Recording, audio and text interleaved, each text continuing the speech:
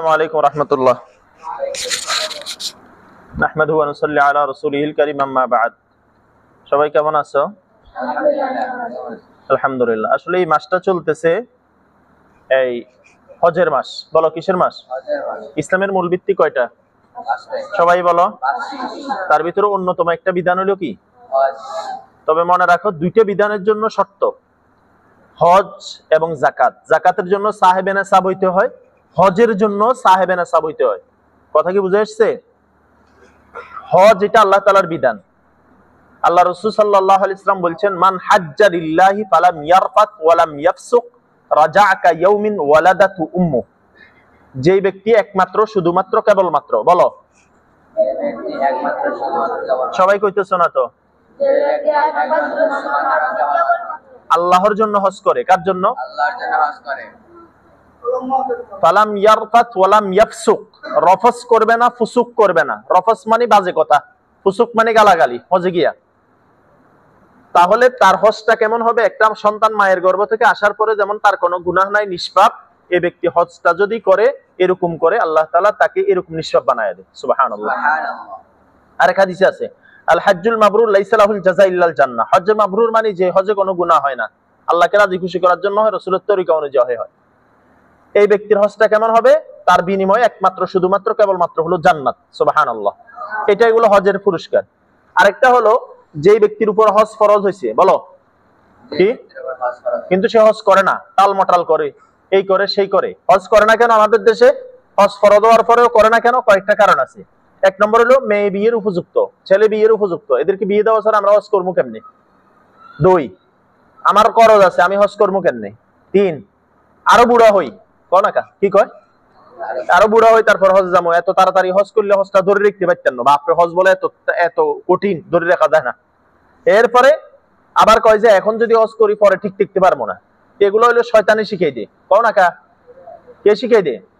এই কাজগুলোর কারণে যদি কেউ হজ না করে, রাসূলুল্লাহ সাল্লাল্লাহু আলাইহি ওয়াসাল্লাম বলছেন, সে যদি মারা যায়, আও ইউহাব বিদানিহি আও ইউনাসরানিহি আও ইউমাজ্জিসানি, সে ইহুদি হয়ে মারা যাক, বেঈমান হয়ে মারা যাক, অথবা অগ্নি পূজক হয়ে মারা যাক, আমি রাসূল এটার পরোয়া নেই। আর এক হাদিসে আছে, যে ব্যক্তি হজ ফরজ হওয়ার পরে হজ ছাড়া মারা যায়, তার কপালে লেখা থাকবে কাফারা, কাফের। নাউজুবিল্লাহ বললা না? আল্লাহ তাআলা আমাদের সবাইকে হজ্জে মাবরুর তৌফিক দান করেন, বলো আমিন। আমিন। হজ কার উপরে ওয়াজিব? 1 নম্বর হলো মুসলমান, বলো। 2 নম্বর হলো আজাদ হওয়া, স্বাধীন। 3 নম্বর হলো সাবালক হওয়া। 4 নম্বর হলো জ্ঞান ঠিক থাকা। 5 নম্বর হলো সুস্থ থাকা।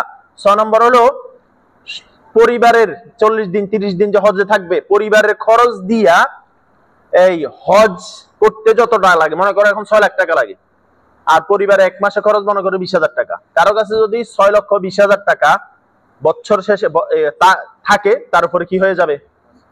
কও না কেন? হজ ফরজ। অথবা তার জমি পড়ে আছে অনেকগুলো, এক ডিসিম বিক্রি করলে হজ ফরজ হয়ে যাবে। এটা ভিন্ন মাসালা, এটা নিয়ে আরো বিস্তারিত আলোচনা আছে। আচ্ছা, এরপরে হজের রাস্তা নিরাপদ হওয়া। এখন তো নিরাপদ, ঢাকা এয়ারপোর্ট থেকে উঠলে 5 ঘন্টায় জিদ্দা নামায়া দেয়, নিরাপদ না বিমানে? আচ্ছা, এরপরে এখানে একটা সূক্ষ্ম কথা, মহিলাদের জন্য শর্ত হইলো মাহরাম থাকা। কও কি রাম? সবাই বলো মাহরাম মানে যাদের সাথে বিয়ে হারাম। কও বাসি, মাহরাম মানে কি? বাসি দাঁড়াও, যাদের সাথে কি বিয়ে, কথা বলো না কেন? মাহরাম মানে কি? দেখা দেওয়া হালাল, বলো। এরকম মাহরাম ছাড়া কোন মহিলার হজ করা জায়েজ নাই। হাদিসে আছে, লা তাহিজ্জান্নাল মারআতু ইল্লা ওয়া মা'আ মাহরাম। মাহরাম অর্থাৎ হজ ফরজ মহিলাদের জন্য কখন? যখন তার মাহরাম থাকে। কি থাকে? আমাদের দেশে একটা শয়তানি আছে, কি শয়তানি জানো নি? হজ ব্যবসা যারা করে, এরা কয় যে আপনি আমার ছেলে ডাকেন, তাহলে আমি আপনার ছেলে হয়ে গেলাম, আপনি আমার মা হয়ে গেলেন, আপনি আমার সাথে হজে চলেন। এরকম মা হইলে হইব নি? কথা বলো না, হবে না। এটা জরুরি একটা মাসালা। আচ্ছা, হজ 3 প্রকার। কথা কও না কেন? 3 ঘন্টার ওয়াজ মনে করো 10 মিনিটে শেষ হইব। হজ কয় প্রকার? 1 নম্বর হজ্জে ইফরাদ, বলো সবাই বলো, অর্থাৎ মিকাত থেকে শুধু হজের জন্য ইহরাম বাঁধা। 2 নম্বর হজ্জে তামাত্তু, বলো বলো কি? মিকাত থেকে শুধু উমরার জন্য ইহরাম বাঁধা, উমরা করে হালাল হয়ে যাবে, এরপরে ইয়াউমুত তারবিয়া অর্থাৎ 8 জিলহজে গিয়া ইহরাম বাইন্দা হজ করবে, হজ উমরা এরপরে হালাল হবে, অর্থাৎ এই সুযোগটা যে গ্রহণ করলো, আগে উমরা করে হালাল হইছে, এরপর হজের জন্য আবার ইহরাম বানতেছে, যেটা হজ্জে তামাত্তু বলে। আরেকটা হলো হজ্জে কেরান। বলো কি? সবাই কও। হজ্জে কেরান দুইটা একসাথে করতে হবে, অর্থাৎ এই হজ্জে কেরান মানে একই ইহরামে, ইহরাম বাঁধার পরে হজ এবং উমরা দোনোটা করতে হবে, তাকে কি বলে? হজ্জে কেরান। আচ্ছা চলো, হজের ফরজ কি কি? এক নম্বর হলো ইহরাম বাঁধা। বলো। আনিয়াতু আল হজ্জ মা তালবিয়া, অর্থাৎ লাব্বাইক আল্লাহুম্মা লাব্বাইক লাব্বাইক লা শারীকা লাকা লাব্বাইক ইন্নাল হামদা ওয়ান নি'মাতা লাকা ওয়াল মুলক লা শারীকা লাকা বলে ইহরাম বেঁধে ফেলবে। 2 নম্বর আরাফার ময়দানে 9 জিলহজে অবস্থান করতে হবে। 3 নম্বর তাওয়াফে জিয়ারত করা, 10 জিলহজ বাইতুল্লাহ তাওয়াফ করা। হজের ওয়াজিব কি কি? মুজদালিফে অবস্থান করা, আরাফা থেকে আসার সময় মুজদালিফে অবস্থান করা। 2 নম্বর সাফা মারওয়া সাই করা। 3 নম্বর শয়তানের কঙ্কর মারা, পাথর মারা। 4 নম্বর পুরুষ হলে মাথা মুন্ডানো। 5 নম্বর এই বিদায় তাওয়াফ করা। 6 নম্বর তামাত্তু এবং কেরান হজওয়ালার জন্য কুরবানি করা। কি করা? এগুলো আমি শিরোনাম বলে যাই, পরে বুঝবা বিস্তারিত। আচ্ছা, উমরার জন্য 2টা ফরজ। উমরার জন্য কয়টা ফরজ? সবাই কও না কেন? ইহরাম বাঁধা, তাওয়াফ করা। উমরার জন্য 2টা ওয়াজিব, সাফা মারওয়া সাই করা আর হলো হলক করা, মাথা মুন্ডানো। এবার আসো, হজ মোট 6টা জিনিস যদি ঠিকঠাক ভাবে করা হয়, কয়টা জিনিস? 6টা। মোট 8টা জিনিস। কয়টা? 8টা। 1 নাম্বার 3টে জিনিস অন্তরে রাখবে। কয়টা জিনিস? 1 নাম্বার আল্লাহর মহব্বতে হজ করবে। সবাই বলো। আল্লাহর মহব্বতে হজ করবে। সবাই কও না কেন? আল্লাহর মহব্বতে হজ করবে। কার মহব্বতে হজ করবে? আল্লাহ। 2 নাম্বার আল্লাহর রহমতের আশায় হজ করবে। কও। আল্লাহর রহমতের। 3 নাম্বার আল্লাহর ভয়ে হজ করবে। আল্লাহর ভয়ে। কও কও। আল্লাহর অন্তরে কয়টা জিনিস রাখবে? 3টা। 1 নাম্বার আল্লাহর মহব্বতে, আল্লাহর রহমতের আশায়, আল্লাহর আযাবের ভয়ে। কও।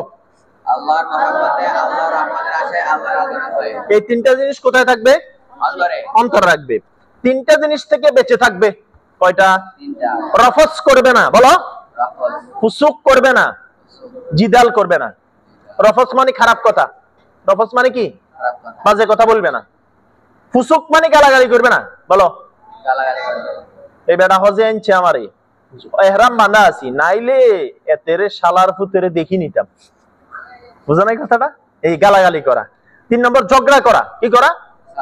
বাথরুমে কেউ ঢুকছে, 5 জন এক রুমে, একটা বাথরুম। এই তুই এতক্ষণ কি কররে বাথরুমে? আয় বাইরে, আজকে তোর পিডি মারিলাম। সিট আমার এটা লাগবে, ওটা লাগবে। এই হজের সময় ঝগড়া করে অনেকে। এই 3টা জিনিস থেকে বেঁচে থাকবে। বাজে কথা বলবে না, গালাগালি করবে না, ঝগড়া করবে না। বলো। বাজে কথা বলবে না, গালাগালি করবে না, ঝগড়া করবে না। ওয়ালা রাফাসা ওয়ালা ফুসুকা ওয়ালা জিদালা ফিল হজ। কোরআনে আছে না? রফস করবে না মানে কি? বাজে কথা। ইহরাম বাঁধা অবস্থায় স্বামী স্ত্রী হিসাবে কথা বলা যাবে না ওইভাবে। 3 নম্বর ফুসুক, গালাগালি করবে না। 3 নম্বর জিদাল, ঝগড়া করবে না। এটা কোরআনের শব্দ 3টা। এরপরে হইলো হালাল মাল দিয়ে হজ করবে। কি মাল? হালাল। কোন নাকা? হালাল। মানুষের টাকা মারে দিয়ে হজে গেছে গা। বাহ, বুঝো না কথা? লাখে 30,000 সুদের টাকা দিয়ে হজে গেছে গা, হবে না। হালাল মাল দিয়ে হজ করবে। বুঝছো না? কি কি কি মাল দিয়া? হালাল। বলো। হালাল। এরপরে হজের পুরস্কার 2টা। কয়টা? 2টা। 1 নম্বরে সমস্ত গুনাহ মাফ। সুবহানাল্লাহ। কথা কয় না কা? একটু আগে বলি ইসলাম না, যে আল্লাহর জন্য হজ করবে সে নিষ্পাপ শিশুর মতো হবে। 2 নাম্বার ফকরা ফাকা সাপ, তার মানে কি? তার অভাব দূর হয়ে যাবে। সুবহানাল্লাহ বলো। এটা সাংঘাতিক কথা শুনবা। আমাদের দেশে অনেক বুড়ারা কি করে? ভিক্ষা করে না? যতজন ভিক্ষা করে তারা জিজ্ঞেস করি হজ করছে নি? কোন হজ করনেওয়ালা ভিক্ষা করে না। হজের একটা আলাদা বরকত। হজ করবে সে অভাব থাকবে না, তার কষ্ট হবে কিন্তু ভিক্ষা করতে হবে না। এটা আল্লাহর দেওয়া বরকত। কথা কি বুঝাইতে পারছি? তাহলে এই কথাগুলো যদি মেনে চলা যায় তাহলে আল্লাহ তাআলা বরকত দিবেন ইনশাআল্লাহ। আল্লাহ আমাদেরকে বুঝার তৌফিক দেন। আসসালামু আলাইকুম ওয়া রাহমাতুল্লাহ।